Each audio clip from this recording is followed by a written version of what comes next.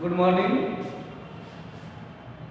जैसा कि हमने आपको टेंस के बारे में बताया था कि टेंस 3 प्रकार के होते हैं, प्रेजेंट टेंस, पास्ट टेंस और फ्यूचर टेंस। और प्रत्येक टेंस की चार दशाएं बताई थी आपको, इंडेफिनेट, कंटिन्यूअस, परफेक्ट और परफेक्ट कंटिन्यूअस। इसी प्रकार 4 ही पास्ट होती है, 4 ही फ्यूचर की होती है। तो इन कुल मिला के 4 प्रेजेंट की, 4 पास्ट की और 4 ही फ्यूचर की, तो कुल मिला के 12 टेंस होते हैं। तो 12 टेंसों में से आज हम प्रेजेंट इंडेफिनिट टेंस यानी प्रेजेंट टेंस की पहली दशा पढ़ेंगे, प्रेजेंट इंडेफिनिट टेंस। देखिए प्रेजेंट इंडेफिनिट में क्या होता है, इसकी पहचान ये होती है कि हिंदी वाक्यों के अंत में ता है, ती है, ते है, ताहूं, ती हूं, ये शब्द आते हैं। यदि ये शब्द आते हैं तो आप फौरन समझिएगा कि ये प्रेजेंट इंडेफिनिट टेंस का वाक्य है।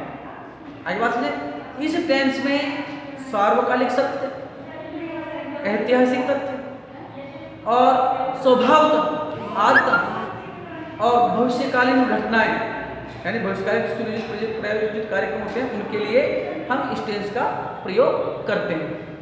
इसमें मुख्य क्रिया आती है, इसके बाद में इसमें मुख्य क्रिया आती है। क्या आती है मुख्य क्रिया?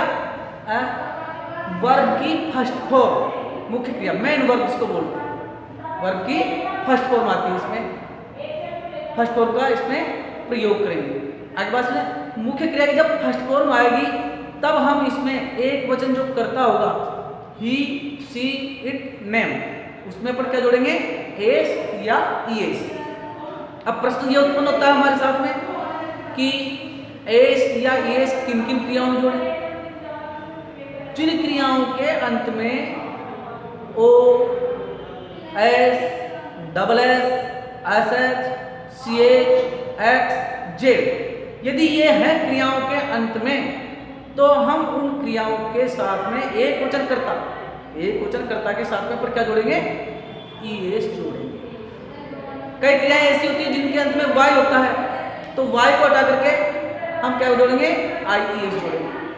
इसका भी नियम है, आपको प्लूरल, एक सिंगुलर प्लूरल जब बताए थे उसमें आपको इसका नियम बता दिया था कि ऐसी वे शब्द जिनके अंत में वाई और वाई से पहले कोई कॉन्सोनेंट हो, तो उस कॉन्सोनेंट को हटा करके क्या करेंगे? आईईएस में वाई को हटा करके आईईएस जोड़ देंगे। आगे बात समझे, ये आपकी मुख्य क्रिया हुई। बहुवचन कर्ता के साथ में अपन चाहे कोई सी क्रिया उसमें एस या ईएस नहीं जोड़ेंगे, चाहे सब वर्ब के अंत में O, double S, S S, C H, X, Z आदि आ रहा हो, परंतु हम बहुवचन कर्ता के साथ में जो क्रिया व्यक्त हो रही है उसके साथ में एस या ईएस नहीं जोड़ेंगे। उसके बाद में आता है आपका सहायक क्रिया। सहायक क्रिया, इसमें डू और डज का प्रयोग किया जाता है। इसका प्रयोग किया जाता है डू और डज, ये प्रेजेंट इंडेफिनिट की सहायक क्रिया है। डू और डज, डू का प्रयोग करते हैं हम बहुवचन कर्ता के साथ। ही, सी, इट, नेम, ये हमारे एक वचन कर्ता है। आई, वी, यू, दे, ये हमारे बहुवचन करता है। आई बहुवचन नहीं है, आई प्रोनाउन मानिए आप इसको, समझ गए? तो डू और डज का प्रयोग हम इस टेंस में करते हैं। एक वचन कर्ता के साथ में डज का प्रयोग, बहुवचन कर्ता के साथ में डू का प्रयोग करते हैं। पर ध्यान रहे, डू और डज का प्रयोग स्वीकारात्मक वाक्यों में कभी भी नहीं करेंगे। केवल कब करेंगे?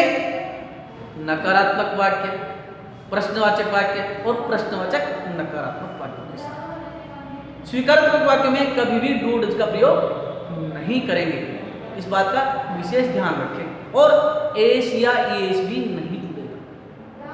नेगेटिव वाक्य में, प्रश्नवाचक वाक्यों में और प्रश्नवाचक नकारात्मक वाक्यों में वर्ब के साथ में एस या ईएस नहीं जोड़ेंगे। केवल ये एसेरेटिव सेंटेंस के लिए ही है एस या ईएस जोड़ने का नहीं। आगे बात ध्यान में, इनके साथ में कुछ अंग्रेजी के शब्द भी आते हैं जिससे आप पहचान सकेंगे कि ये प्रेजेंट इंडेफिनिट टेंस का सेंटेंस वाक्य है। कौन कौन से आते हैं? Always, often, sometime, usually, generally, seldom, rarely, never, regularly और डेली, ये शब्द आते हैं जिनसे अपन पहचान जाते हैं कि ये टेंस, ये जो वाक्य है प्रेजेंट इंडेफिनिट टेंस का है।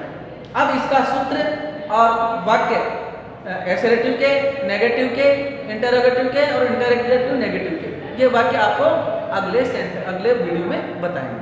धन्यवाद।